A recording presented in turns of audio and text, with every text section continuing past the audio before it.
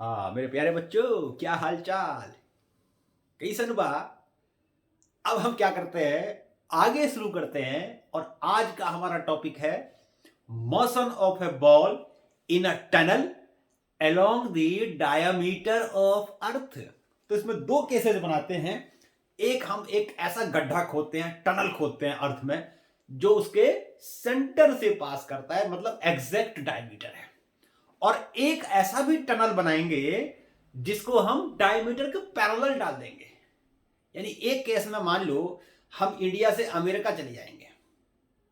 India से अगर हम एक जगह खोदें, दूसरी साइड पहुंच जाए, इंडिया से अमेरिका पहुंच जाएंगे। और दूसरे केस में हम क्या करेंगे, दूसरे केस में हम इंडिया से थोड़ा पास जाएंगे, बिल्कुल अमेरिका नहीं है ना, थोड़ा आसपास में ऑस्ट्रेलिया चले जाएंगे है ना।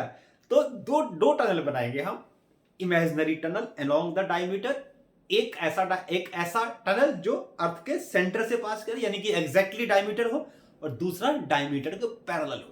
तो चलो ही दोनों ही केसेस में करते हैं कि क्या होगा कि यदि हम एक बॉल को इस टनल में ड्रॉप करते हैं तो बॉल क्या कारस्तानी करेगा, क्या खेल खेलेगा वो। आओ देखते हैं। तो हम क्या लेते हैं, motion motion of ball in the tunnel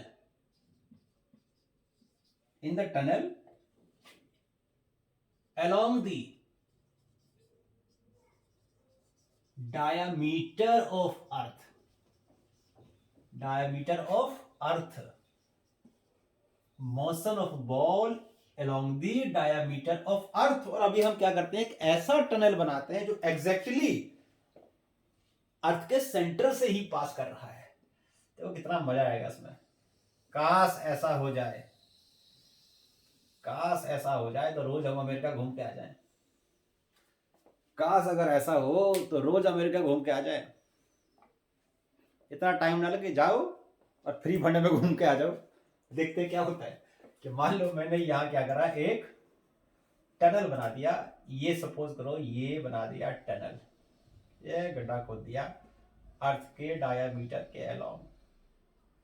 कई बार ये मत कहना सब ऐसे खोलोगे तो अर्थ बढ़ जाएगा। भाई ये 3D है, यहाँ पर सर्कल दिख रहा है इसलिए दो हिस्सों में दिख रहा होगा, सेमी सर्कल में। लेकिन होगा क्या है, अर्थ तो स्क्वायर होता है ना, तो इसका मतलब गड्ढा खोदे कोई दोनों पार्ट अलग अलग नहीं हो जाएगा। समझो कि दोनों अलग अलग दिखा रहे हो, दोनों टूट के बराबर हो जाएंगे ये ध्यान रखना इसमें। अब ये मान लो अर्थ का सेंटर है, और यहां से मैंने क्या किया, एक ऑब्जेक्ट लिया, और ऑब्जेक्ट का मास लिया एम। मान लो मैं हूं, एक गड्ढे में कूद गया। मान लो मैं इस गड्ढे में कूद गया, क्या होगा फिर। जैसे गड्ढे में कूदा तो अर्थ क्या करेगी, ग्रेविटी लगाएगी, और ग्रेविटी की वजह से मुझे अर्थ के सेंटर की तरफ खींचेगी। ठीक है जी, अर्थ की सेंटर की तरफ गया। आपको पता है ग्रेविटेशन में क्या है कि जैसे जैसे हम अर्थ के अंदर जाते हैं, डेप्थ पे जाते हैं, टुवर्ड्स द सेंटर जाते हैं, तो होता क्या है, तो एक्सेलरेशन ड्यू टू ग्रेविटी की वैल्यू डिक्रीज करती है। यानी यहां पर जी मैक्सिमम होगा, कम होगा, कम होगा, कम होगा, कम होगा, कम होगा, कम होगा, और अर्थ के सेंटर पे जाकर के एक्सेलरेशन ड्यू टू ग्रेविटी हो जाएगा 0। तो जैसे ही मैं इस गड्ढे में कूदते ही मैं एक्सेलरेट किया towards the centre of earth, और मेरा एक्सेलरेशन डिक्रीज करने लगा। और जैसे ही मैं अर्थ के, देखो एक्सेलरेशन डिक्रीज करने का मतलब ये नहीं है कि मेरी वेलोसिटी डिक्रीज कर रही है, वेलोसिटी तो मेरी इंक्रीज ही कर रही है। लेकिन पहले 9.8 मीटर पर सेकंड से इंक्रीज कर रही थी, अब थोड़ी थोड़ी धीरे कम होती जाएगी। जो इंक्रीजमेंट है वेलोसिटी में, 9.8 से 9.7, 9.6, 9, 8.9 इस तरीके से कम होता जाएगा। और जब मैं इस सेंटर पे पहुंचूंगा तो मेरा एक्सेलरेशन होगा 0, लेकिन मेरी वेलोसिटी होगी मैक्सिमम। और जैसे ही मैं यहां पर पहुंचा, मान लो भाई भूल गया मुझे यहां रुकना है। क्यों भूल गया, ऐसे मान लो मेरी याददाश्त का मतलब है फोर्स। और जैसे ही मैं यहां गया मेरी याददाश्त गई खो, यानी कि मेरे पे फोर्स हो गया 0। और क्योंकि मेरी उस टाइम वेलोसिटी बहुत ज्यादा थी और फोर्स कुछ था नहीं, तो मोमेंटम की वजह से क्या हो जाएगा, फिर मैं आगे चला जाऊंगा। जैसे आगे गया, अरे याद आ जाएगी भाई फोर्स लगना शुरू हो गया, कोई पीछे से खींच रहा है। तो जैसे ही कोई पीछे से खींचना शुरू कर दिया, अरे क्या हो गया, मैं तो आगे आ गया। तो वेलोसिटी धीरे धीरे डिक्रीज होनी शुरू हो जाएगी और जब मैं फिर यहां से आऊंगा वेलोसिटी भी अगेन जीरो।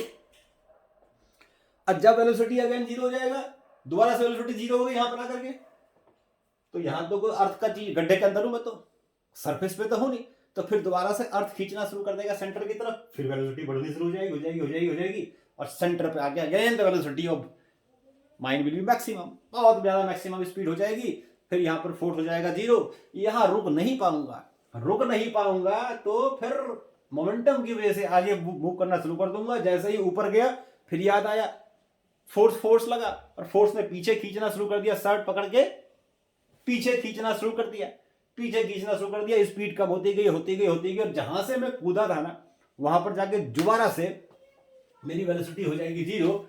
उसके बाद मान लो मेरी किस्मत अच्छी थी, किसी ने मुझे पकड़ लिया और बाहर निकाल दिया, नहीं तो मैं क्या करता, एक बार अंदर जाता ना तो बस क्या करता रहता, ऑस्किलेट ही करता रहता, पेंडुलम बन जाता मेरा और काम तमाम था।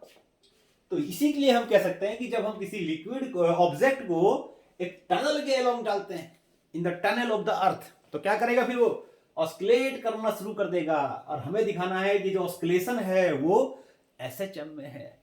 और एसएचएम में है तो कैसे दिखाएंगे, एफ इक्वल्स टू माइनस के वाई या के एक्स कुछ भी लिख दो, इस फॉर्म में इसका हम फोर्स ले आएंगे जो उस पर फोर्स लगा है। अगर इस फॉर्म में ले आए तो इसका मतलब ये हो गया कि एसएचएम में है। मान लेते हैं जो ऑब्जेक्ट जब मैं कूदा इसके अंदर, तो मान लो एट एनी टाइम में यहां पर था और मेरी डिस्टेंस यहां से डेप्थ जो थी मेरी y थी, ये अर्थ का रेडियस है और ये यहां से हो गया मेरा y डिस्टेंस, ये y हो गया मान लो यहां, या x कुछ भी ले लो कोई फर्क नहीं पड़ता। तो इसमें आपको एक फार्मूला याद करना है कि कोई भी ऑब्जेक्ट जब डेप्थ में जाता है तो एक्सेलरेशन ड्यू टू ग्रेविटी जो होती है वो ये फार्मूला होता है d/r। याद है ना फार्मूला, ये variation of acceleration due to gravity with the depth, d क्या है, depth from the surface of earth. अब इसका जब आप ऐसे लिखोगे तो r माइनस डी और r माइनस डी जो है यहां पर मैंने अगर ये देखोगे तो y किसके इक्वल हो जाएगा, y will be equal to r minus D, ये d हो गया, ये पूरा r हो गया, तो r माइनस डी, तो इसको मैं फिर यहां पर y लिख सकता हूं, तो y इंटू r, ये हो गया, देखो हो गया ना y into r g dash. तो फोर्स कितना होगा, फोर्स ऑन द ऑब्जेक्ट, मेरे ऊपर कितना फोर्स लगा, जो मुझे जिस फोर्स से अर्थ मुझे अपने सेंटर की तरफ खींच रही है, ओ की तरफ खींच रही है, that force will be equal to mgy/r, ये हुआ फोर्स। अब क्योंकि देखो डिस्प्लेसमेंट नीचे है, डिस्प्लेसमेंट अगर क्या होता है नेगेटिव, इसको मान ओरिजिन, डिस्प्लेसमेंट अगर नेगेटिव की तरफ है तो फोर्स लग रहा है ऊपर की तरफ, है ना, और फोर्स लग रहा है किधर, अगर डिस्प्लेसमेंट अगर पॉजिटिव की तरफ तो फोर्स लग रहा है नीचे की तरफ, लग रहा है ना, यानी यहां से कोई खींच रहा है, यहां से कोई खींच रहा है। अगर मैं ऊपर से नीचे कूदा तो फोर्स लगा नीचे की तरफ लगा ना, है ना, लेकिन डिस्प्लेस यानी फोर्स इंक्रीज कर रहा है लेकिन डिस्प्लेसमेंट डिक्रीज कर रहा है, दोनों का डायरेक्शन क्या है, ऑपोजिट है, और दोनों का डायरेक्शन अपोजिट है तो क्या होगा फिर, हियर फोर्स एंड डिस्प्लेसमेंट, अगर ऑब्जेक्ट मान लो मीन से इधर जाएगा तो डिस्प्लेसमेंट पॉजिटिव की तरफ होगा, फोर्स नीचे होगा नेगेटिव की तरफ होगा, तो क्या होगा फिर, अपोजिट डायरेक्शन है ना, तो F1 यही तो एसएचएम होता है, तो वही तो बता रहा हूं, here force and displacement are in opposite direction, दोनों का डायरेक्शन क्या है, ऑपोजिट है। तो इसका मतलब ये हो गया कि हमारा F जो हो जाएगा इसको हम लिख सकते हैं माइनस mg/r और इंटू y, और mg/r हो जाएगा हमारा k, तो ky आ गया हमारा F। What is k here, force constant, this is mg/r। अब यहां पर अगर सॉल्व करोगे इसको आगे तो क्या होगा, k equals to time period, वही this shows that oscillation is in SHM, this shows that oscillation is in SHM। now the time period will be 2 pi under root m by k, and what is k k is here, k is this, mg by r चला गया ऊपर, m से m cut गया, तो this is 2 pi under root r by g। अब देखो जी, यहां तो r भी फिक्स है और g भी फिक्स है, r भी फिक्स और g भी फिक्स। तो इसका मतलब क्या हुआ? तो इसका मतलब ये हुआ कि अगर मैं यहां पर अर्थ का रेडियस डाल दूं और अर्थ का रेडियस डाल दूं और क्या डालूं, कितना था रेडियस, 6.4 इंटू 10⁻⁶ डिवाइडेड बाई 9.8। इसको सॉल्व करेंगे, लगभग ये आ जाएगा हमारा 84 मिनट के आसपास आ जाएगा, 84 मिनट, 84.5 समथिंग इस तरह से कुछ आएगा। तो ये हमारा देखो क्या हुआ कि अगर हमें कोई अर्थ के, मुझे कोई इस टनल में गिरा दे, तो फ्री फंड में मैं लगभग 1.5 घंटे में अमेरिका घूम के आ जाऊंगा, 1 घंटे 24 मिनट बाद लगभग अमेरिका घूम के भी आ जाऊंगा, सारी चीजें बताऊंगा अमेरिका में क्या देखा मैंने, है ना। तो इस तरीके से अगर हम किसी भी ऑब्जेक्ट को टनल में गिराते हैं तो 1.5 घंटे के बाद वो दोबारा हमारे हाथ में आ जाएगा। यानी अभी हम प्लेन से जाते हैं अमेरिका, 24 घंटे लगते हैं जाने में, यहाँ तो यार 1.5 घंटे में मजा आएगा, 1.5 घंटे में कहो घूम घाम के आ भी जाओ। तो ये हमारा हो गया oscillation of an object along the tunnel, in the tunnel along the diameter of earth which is passing through its centre. अब देखो एक और केस बनाता हूं उसमें, और दूसरे केस में क्या बनाता हूं मैं कि अभी मैं एक ऐसा टनल लेता हूं और जो डायमीटर मतलब जो डायमीटर तो नहीं है, मतलब अर्थ के सेंटर से तो पास नहीं कर रहा, लेकिन मान लिया डायमीटर के पैरेलल है, कहीं भी खींचोगे पैरेलल ही आएगा। ये मान लो ये टनल बना दिया ऐसे, ये अर्थ का सेंटर है, ये टनल बना दिया ऐसे और ये अर्थ का सेंटर है। ये देखो इसका, ये मैंने पॉइंट ले लिया, इसको मान लेता हूं मैं M, ठीक। सपोज करो जब किसी भी ऑब्जेक्ट को यहां से गिराया एट एनी टाइम, यहां देखते हैं यहां पर क्या होगा, क्या इसका ऑस्किलेशन ऐसे चम में होगा, देख लेते हैं, प्रूव करके देखते हैं। तो यहां पर आया, मान लो A पॉइंट पे आया एट एनी टाइम, ठीक। जब ये यहां पर आया तो मान लेते हैं ये डिस्टेंस यहां से y है इसकी, मान लो क्या जा रहा है मानने में, y डिस्टेंस है मान लो इसका, यानी ये डिस्टेंस हो गया यहां से तो y हो गया, और ये मान लेते हैं इसका r या कुछ इस तरह से ले लिया हमने, रेडियस टाइप कुछ, ठीक। और इस एंगल को ले लेते हैं थीटा, ले लेते हैं थीटा। तो बताओ y क्या होगा भाई, y हो जाएगा r sin थीटा, हो जाएगा ना भाई, this is y and this is r, तो y will be equal to r sin theta. तो अगर हमने एक ऑब्जेक्ट लिया और ऑब्जेक्ट को इस टनल में गिराया जो कि डायमीटर के पैरेलल है, at any time A point पे आया जो कि इस मीन से जो M लिया मैंने, इससे y डिस्टेंस ऊपर था, इसको इससे ज्वाइन कर दिया, इसको मान लिया मैंने r, और ये एंगल ले लिया मैंने थीटा, तो y हो गया r sin थीटा। तो y की जो वैल्यू आ गई यहां पर, ये r sin थीटा आ गई। अब इसमें देखो क्या करेंगे हम, क्या करते हैं कि जब ये यहां पर होगा सपोज करो, ठीक, तो सेंटर की तरफ कितना फोर्स लग रहा है, बोलो इसकी तरफ कितना फोर्स लग रहा है भाई, बताओ कितना फोर्स लगेगा। तो सबसे पहले हम क्या करते हैं, यहां पर g की वैल्यू निकालते हैं, यहां g कितना होगा, ये g कितना होगा, तो g इस डायरेक्शन में होगा ऐसे, जब भी होगा g डैश, मान लो यहां g डैश की वैल्यू है, सपोज करो g डैश ले लिया मैंने यहां पर, तो ये कहां होगा, towards the centre of earth. अब ये चीज जो है, देखो इसको मैं अलग से डायग्राम बनाता हूं, ये डॉटेड लाइन था, ये r ले लिया, ये मान लेता हूं अर्थ का सरफेस है, और ये d डेप्थ हो गया, मतलब यहां से याद करो कि अभी से पे पहले वाले में ये पॉइंट जो है सरफेस से d डेप्थ पे है, ठीक है, d डेप्थ पे है। तो तो r माइनस d अगर मैं कर दूंगा तो ये आ जाएगा ना। तो इस पॉइंट पे जो g डैश की वैल्यू होगी वो क्या होगी, कितनी होगी, ये हो जाएगा आपका g, और अर्थ के सरफेस से इसका डेप्थ कितना है बताओ, अर्थ के सरफेस से इसका डेप्थ है लिया मैंने d डेप्थ पे लिया है, तो इसका मतलब अगर मैं लिखूं तो ये आर हो गया आपका, ये आर नहीं लिया तो क्या हो जाएगा इसका, एक मिनट को, ये हम ले लेते हैं R minus D upon R, ये हो जाएगा जी डैश की वैल्यू हो जाएगा ना।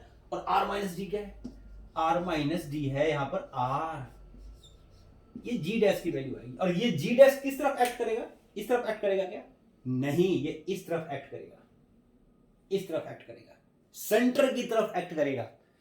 लेकिन क्योंकि फोर्स, एक और डायग्राम बनाता हूं देखो, क्योंकि फोर्स देखो, ये फोर्स इस तरफ लग रहा है, कहां लग रहा है, टुवर्ड्स द सेंटर। कौन सा फोर्स है, मान लेते हैं एफ डैश या एफ ले लो, ये फोर्स सेंटर की तरफ लग रहा है। तो इस फोर्स के कितने कंपोनेंट हो जाएंगे, ये थीटा एंगल था, कितने कंपोनेंट हो जाएंगे, एक ये हो जाएगा कंपोनेंट, एफ वाई हो जाएगा, एफ वाई हो जाएगा।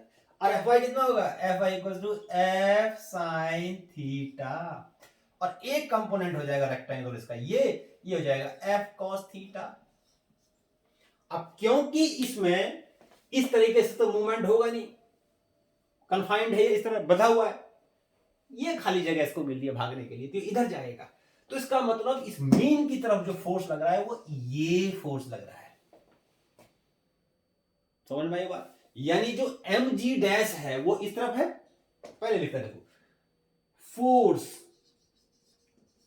Acting towards at, force acting towards centre of earth,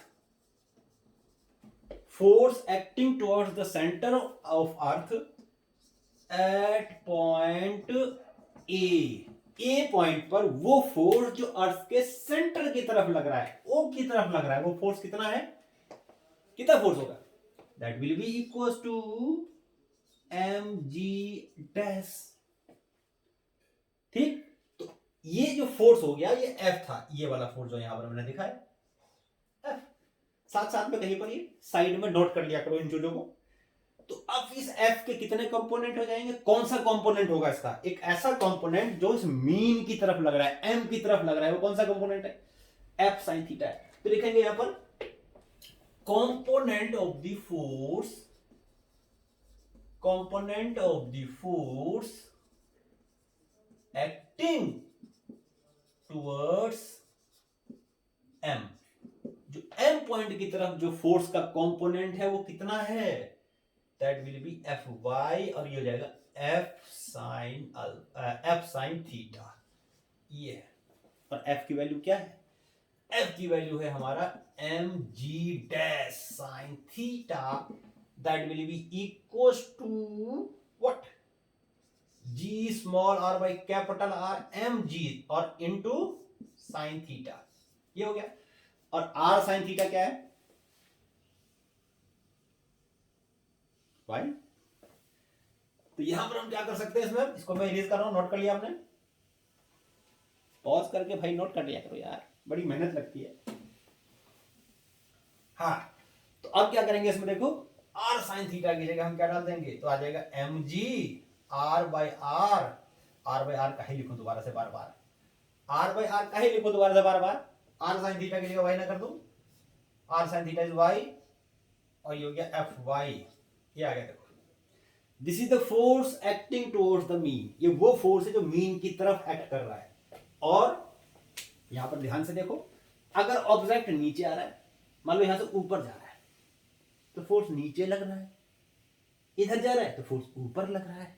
इसका मतलब दोनों फोर्स का डिस्प्लेसमेंट और फोर्स यहां भी क्या है, ऑपोजिट डायरेक्शन में है। Here y and fy are in opposite direction, दोनों ऑपोजिट डायरेक्शन में है, तो fy हो गया minus M G by R into Y, और ये हमने कर दिया एम जी बाई आर को k, तो हमने कर दिया k, तो माइनस के वाई आ तो गया, देखो